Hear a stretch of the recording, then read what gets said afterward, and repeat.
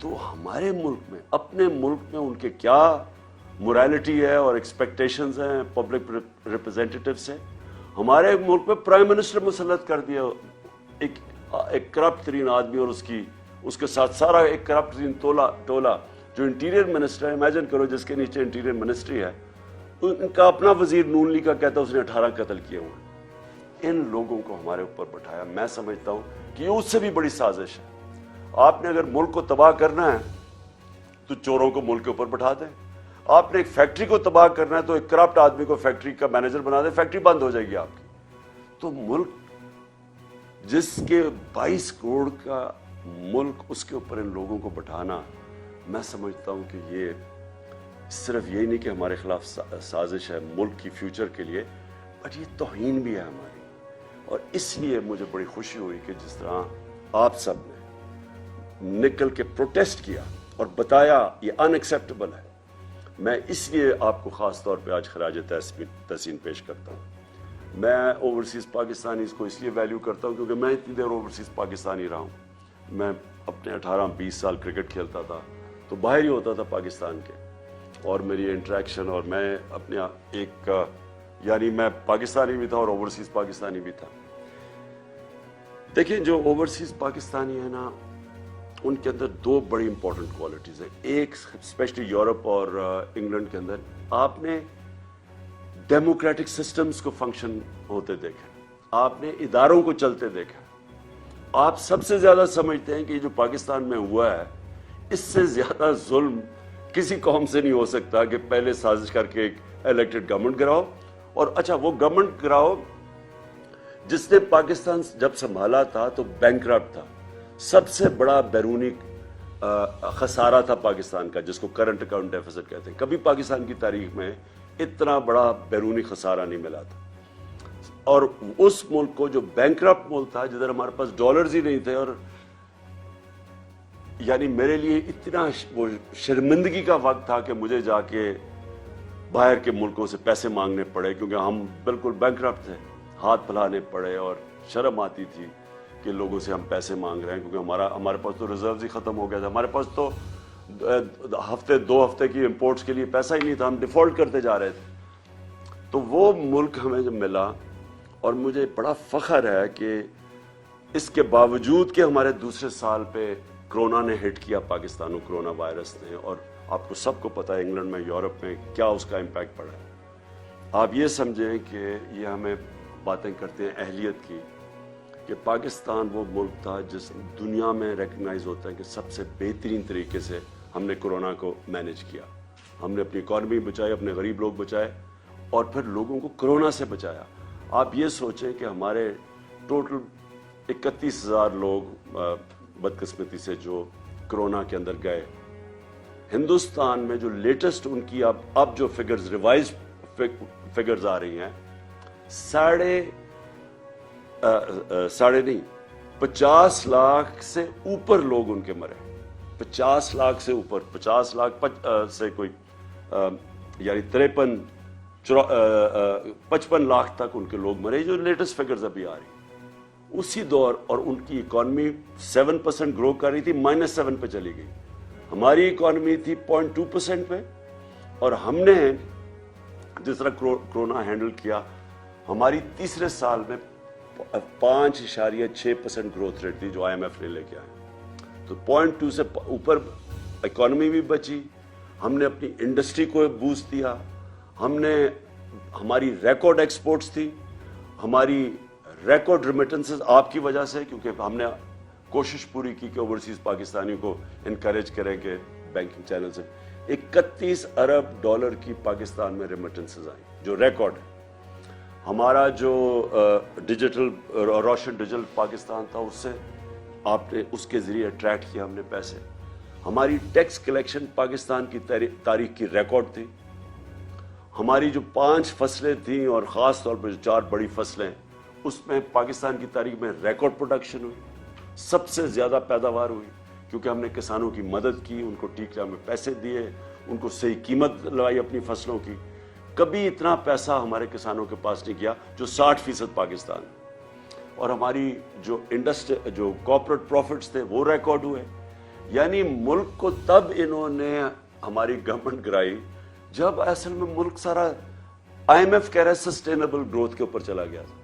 یہ بھی سازش تھی. ان کو خطرہ تھا کہ اگر اور جس طرح ہمارے سارے پلانز آگے جا رہے تھے فیوچر لانگ ٹرم پلاننگ, ان کو ڈر یہ تھا کہ اب اس کے بعد سارے مشکل وقت سے تو ہم نکل چکے تھے, تب انہوں نے گورنمنٹ گرائی. اب میں آپ کو جو سازش کا بریف طریقہ بتاؤں کہ یہ جب باہر سے سازش کرتے ہیں یہ کرتے کیا. جو پرائم منسٹر مصدق تھے 1950 کی دہائی میں 54 میں جب تھے وہ ایران میں, تو اب تو CIA کے پیپرز ڈی کلاسیفائی ہو گئے نا, تو آپ وہ پورا پڑھ لیں کہ اس کو کیسے کرایا گیا تھا MI5 نے اور MI6 نے اور CIA نے. طریقہ کیا تھا اور اس کا کیا مسئلہ تھا کہ وہ چاہتا تھا کہ ایران کے تیل سے ایرانیوں کو فائدہ ہو. وہ ان کی جو برطانیہ کے امریکنوں کی کمپنیاں تھیں وہ زیادہ پیسے وہ لے کے جا رہی تھی, وہ چاہتا تھا ایران کو فائدہ ہو. اس کی وجہ سے انہوں نے اس کی گورنمنٹ کرائی. اور کیسے کرائی؟ سب سے پہلے میڈیا پہ پیسہ خرچ کیا, اس کو برا بھلا اس کے خلاف کیمپین کی گئی.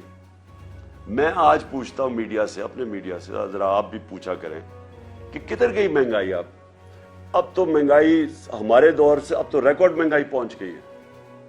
بجلی کی قیمتیں بڑھا دی ہیں انہوں نے, گھی ریکارڈ قیمت پہ, ہر چیز کی قیمت بڑھ گئی ہے. اب کیوں نہیں مائک پکڑ کے لوگوں کے پاس جا رہے جی کہ بتائیں جی کیا حالات ہے اپنے؟ اب کیوں نہیں پوچھتے؟ ہمارے تھوڑا سا اتنا سا قیمت بڑھتی تھی, جا کے مائک پکڑ کے لوگوں سے کہتے تھے جی دیکھیں گورنمنٹ نے تباہ کر دیا. کدھر ہے نیا پاکستان؟ پیسہ چلا تھا اس کے اوپر, یہ پیسہ چلایا تھا ہماری گورنمنٹ کو ڈیگریڈ کرنے کے لیے. اور بالکل یہ مصدق سے انہوں نے کیا. پھر انہوں نے پیسہ چلایا اس کی اپنی پولیٹیکل پارٹی کے پولیٹیشنز پہ, جو ہمارے پہ پیسہ پہ یہ سندھ ہاؤس میں جو نیلام گھر بنا ہوا تھا پیسہ چلا تھا ان کے اوپر. پھر انہوں نے ڈیمونسٹریشنز کروائیں جو اپوزیشن پارٹیز تھی. یہ سارا جب مصدق کو گرایا تھا, آخر میں جب مداخلت ہونے سے پہلے یہ سب کچھ کیا تھا. انہوں نے بھی لانگ مارچ, کبھی فضل الرحمان آ رہا ہے لانگ مارچ, کبھی وہ بلاول آ رہا ہے سندھ سے لے کر لوگوں کو, وہ ساری فیل ہو گئی کیونکہ لوگ ان کے ساتھ ہی نہیں تھے. آخر میں انہوں نے ہمارے پاس یہ جو کیا. اور میں جو آپ سے اوورسیز پاکستانی آپ سے جو میں نے امید لگائی ہے وہ یہ کہ آپ نے اپنے پولیٹیشنز کو, کیونکہ اگر کسی کو بھی وہاں انہوں نے پتہ نہیں چلنے چاہیے پاکستان کی جو نیوز ہے, باہر نکلنے نہیں دی کہ یہ ہوا کیا پاکستان سے.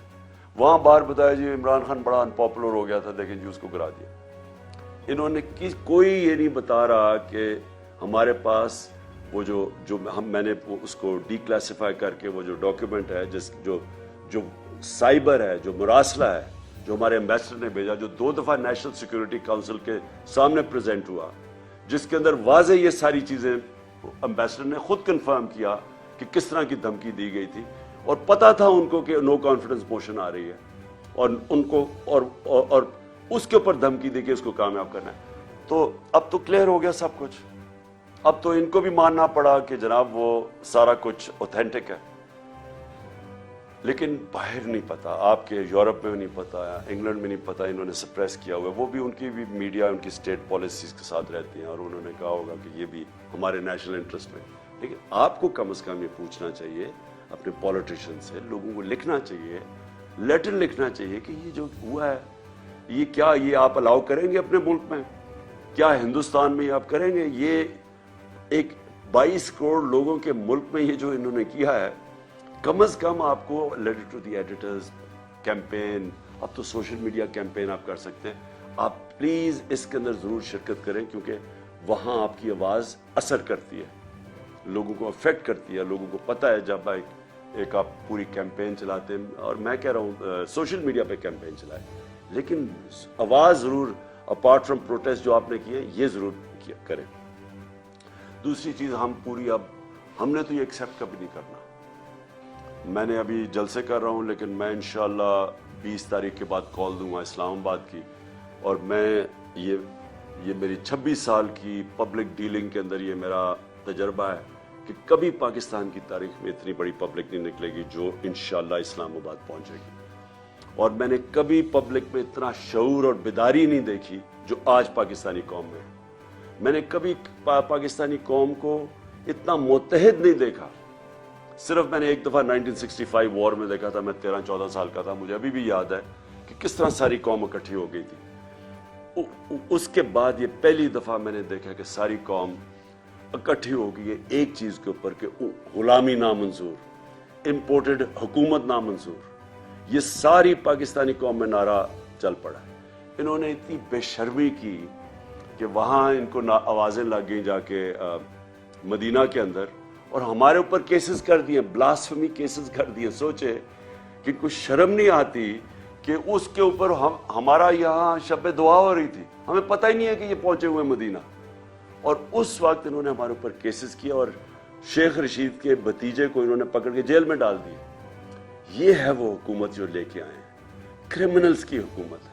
انہوں نے ساری زندگی یہ کیے، جھوٹے کیسز، مخالفین کے خلاف ڈرانا دھمکانا، اور جو نہ ڈرے اس کو خرید لاؤ، یا خریدو اور یا پھر۔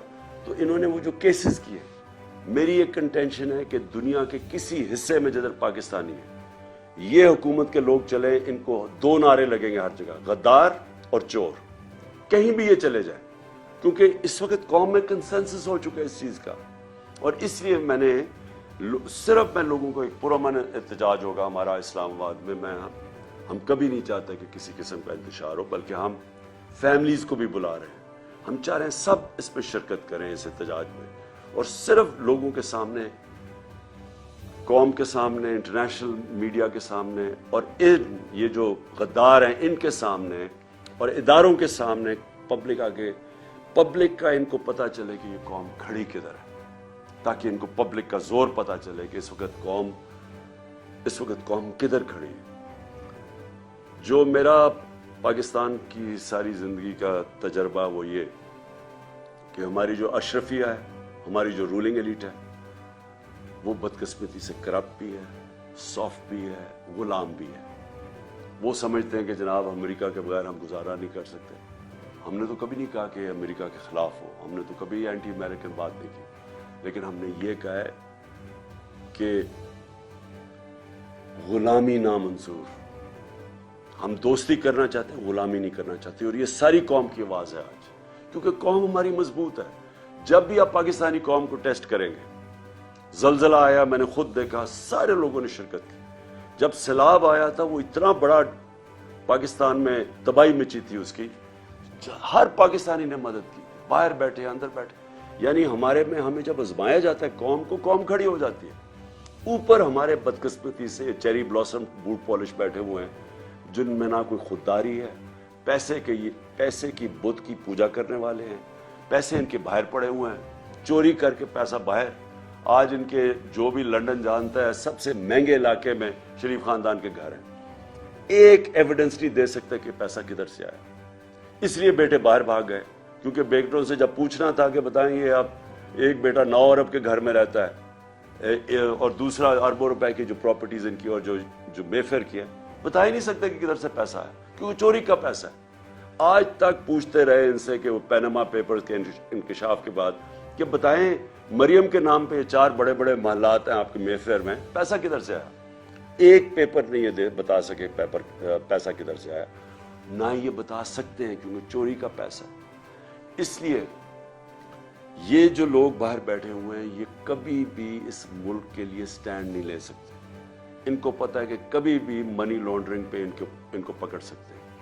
جس طرح روس کے جو اولیگارکس ہیں، جو بڑے بزنس مین ہیں، ان کو آپ مغرب کے اندر ان کی پراپرٹی ضبط کر رہے ہیں، ان کو پکڑ رہے ہیں، اسی طرح جب بھی وہ چاہے ان چوروں کو پکڑ سکتے ہیں۔ اس لیے کنٹرولبل ہے، یہ کبھی ملک کے لیے سٹینڈ نہیں لیں گے، اور اسی لیے بھی یہ موومنٹ کا کامیاب ہونا بہت ضروری ہے۔ تو میں آخر میں آپ سب کو جو پیغام دینا چاہتا ہوں وہ یہ کہ آپ نے اسی طرح مظاہرے کرنے ہیں، آپ نے جو آپ کے علاقوں میں پبلک ریپرزینٹیٹیوز ہیں ان کو آپ نے ضرور خط لکھنا ہے، پٹیشن کرنی ہے، سوشل میڈیا کیمپین کرنی ہے، اور پھر آپ نے جو ہمارا وہ ہے جو ہمارا اکاؤنٹ ہے نامنظور.com، جو ہماری ویب سائٹ آئی، اس کے اوپر آپ نے سب نے اس میں کنٹریبیوٹ کرنا ہے، کیونکہ ہم آپ پوری کیمپین چلائیں گے اپنی سارے پاکستان میں، اور اس کیمپین کے لیے ہمیں اوورسیز پاکستانیز کی بڑی